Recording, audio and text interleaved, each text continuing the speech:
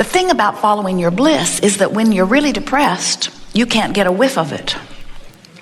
And when someone says follow your bliss when you're depressed or when you're angry, they might as well be saying fly to the moon, because you have about as great a chance of doing that in this moment with your arms flapping as you do about following your bliss, because you cannot find your bliss from there, not immediately, but you could follow the direction of your bliss. In other words, you could go in the direction of your bliss. The thing that we want you to understand is following your bliss from a place of depression doesn't feel so blissful. It feels more revengeful. What do you think about that? Do you get it? That over there where you feel awful is your perception of disempowerment, and over here where you feel wonderful is your perception of empowerment. And these emotions, like love and appreciation, are a far cry vibrationally from these emotions and vibrations of despair and fear and depression. But between depression and joy are a lot of different emotions. Revenge and rage and anger and overwhelmment and frustration and hoping and believing and knowing. In other words, and many, many, many, many more words could be added to this depending upon what the subject of your attention is. But we want you to understand that there is a vibrational progression, and you cannot jump from there to there. It's like your radio dial being set at 6:30 and you demanding that you hear what's being broadcast on 98. Can't do it. You've got to change your frequency. So you say, well, I can change the dial on my radio with a push of a button. And we say, you can change your vibrational frequency. You'll get better and better and better at it. But we've never seen anyone jump from here to over here. It's a gradual process, and if you will accept that it is a gradual process, then you'll stop being mad at yourself as you are along the way.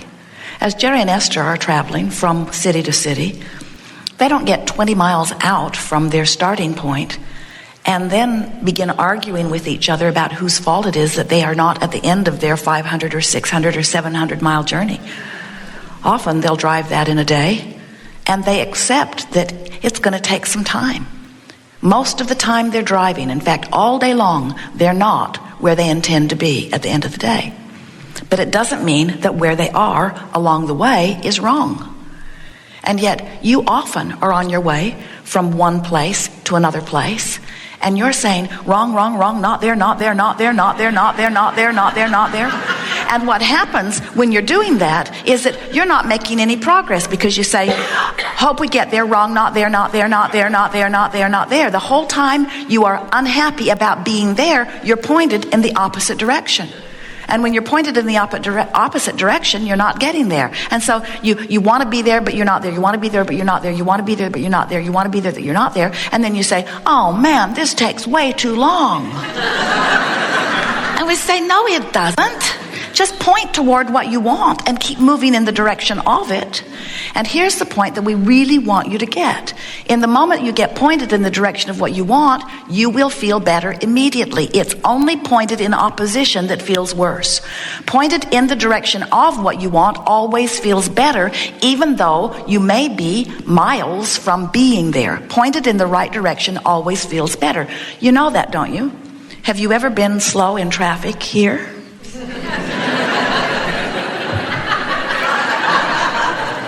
Well, it could happen. And it's not moving at all. It's not moving at all. And then it starts to move just a little bit. Doesn't it feel ever so good when it starts to move just a little bit? Because there's hope.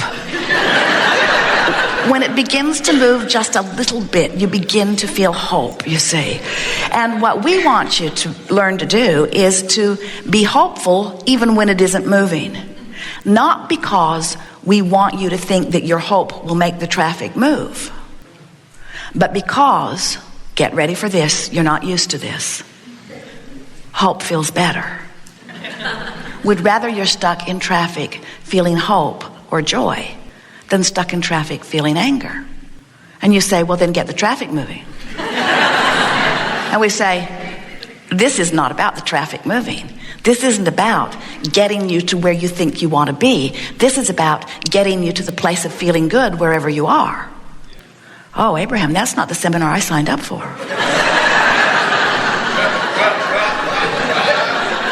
I came because there's stuff I want that I don't have. And you're telling me that you're not even interested in helping me get it? Pretty much. We don't want you to get your heart set on that, because it won't be the end of what you want.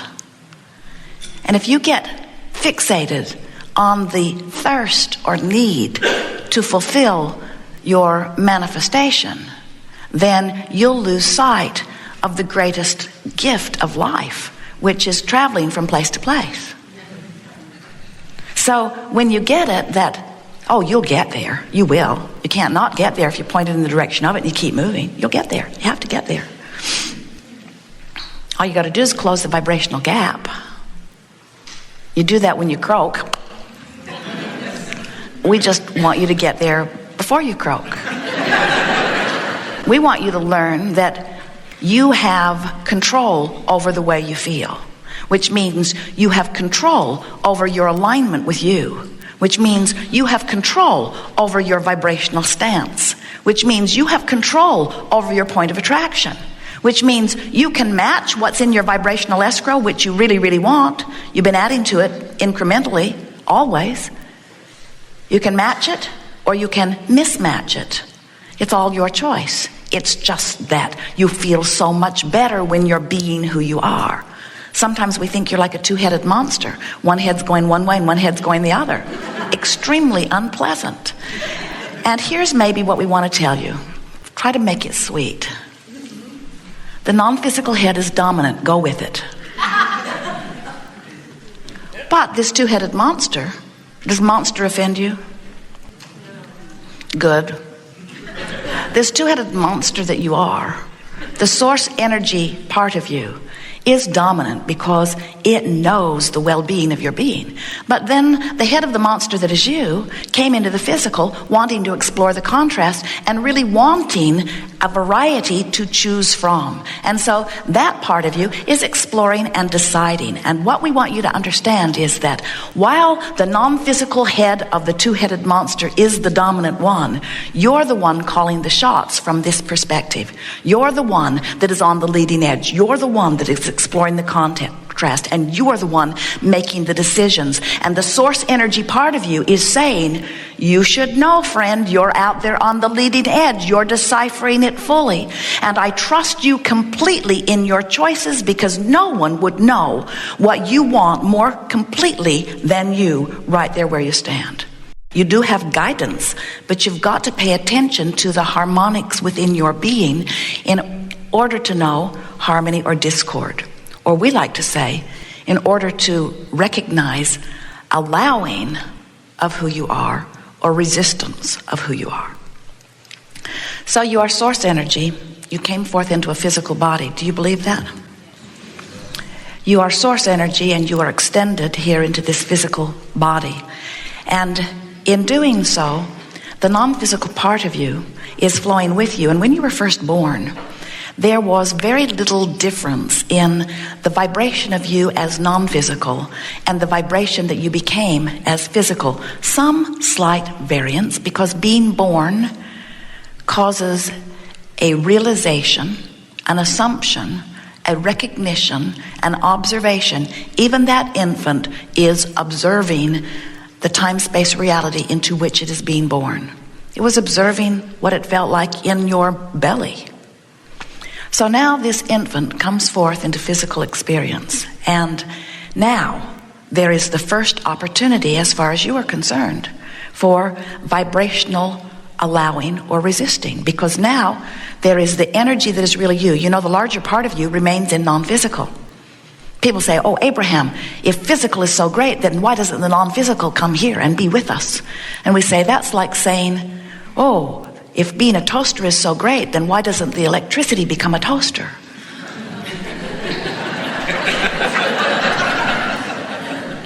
And we say, both parts help. Both parts help if you want toast. So the non-physical part of you remains in non-physical in the sense that the fullest part of you is not projected into this body. The fullest part of you is the vibrational culmination of all that you have been. It is the pure positive energy stream. It is the source of you. It is the God force of you. It is pure positive energy, meaning it is without resistance. So as you come forth into this physical body, now you have the opportunity of separating that vibration just a little bit. When you sleep, there's no separation. When you're mad, there is. When you're in love or in joy, there's no separation. When you meditate, there's no separation. When you're frustrated, there's a slight separation. When you are feeling despair, there's a bigger separation. So the way you feel and the severity of the badness or the goodness of the way you feel is your indication of your alignment or not. So these 2 points of you play off of one another, always to help you know how you're doing in relationship with how you really are doing. So we think you can get it pretty easily that you were before you came into this body. That's not hard to acknowledge. And we can feel you coming along with us, that you were before you were in this body, and then a part of you came into this body. We can feel that you can easily acknowledge that, and we can feel that you can tell that it makes sense that your emotions would give you an indication of how well this part of you is lining up with this part of you. And since this part of you is dominant, we promise you, when you get irritated about something, or when you are frantic about something, or when you are worried about something, the source that is you never comes there to join you. Never. The source part of you always remains in that place of knowing and of well-being and of love and of the furthest extension of that which you are. And it's up to you, if you want harmony, to go to where the vibration of you really is. It's your choice, of course. You can go and feel good, or you can not go and feel bad, but it is your choice. That sounded a little parental, didn't it?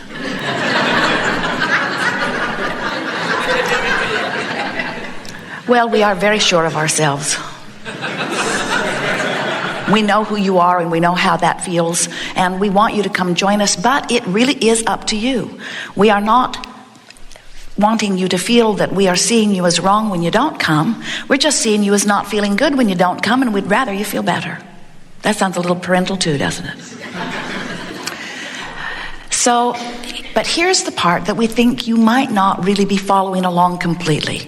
This is the leading edge part of this seminar that once you get it, it will be so valuable to you. And that is that the eternal you from non-physical projected part of itself into the you that you know as you for a very important reason, for the thrill of the leading edge expansion. So when that non-physical you is expressing through you, and you're having a contrasting experience, which you do all day, every day, where your preferences are born, here's the new part that we want you to get. A rocket of desire is born in that moment. In other words, whenever you know what you don't want, you know more clearly what you do want. And there are all levels of intensity of that, of course, but you are a preferring fiend. You just can't stop coming to new preferences. You can't shut that down. It's the eternal nature of this eternal universe. So it happens. And as that rocket of desire is born, here's the new part, the source part of you rides it and literally becomes it. So when you prefer something, source becomes the vibrational disembodiment, if you will, the vibrational mirror or match or beingness of that which you have preferred. And we call that evolving you that has happened as far as we're concerned, because we're there living it, being it. We call that your vibrational escrow, meaning it's there for you. You've made the contract, you've signed the deal, nobody else is going to walk away with it. It's there just waiting for you to come over there. And if you will follow your bliss, as Joseph Campbell so perfectly stated, you'll find it. In other words, it's over there where bliss is.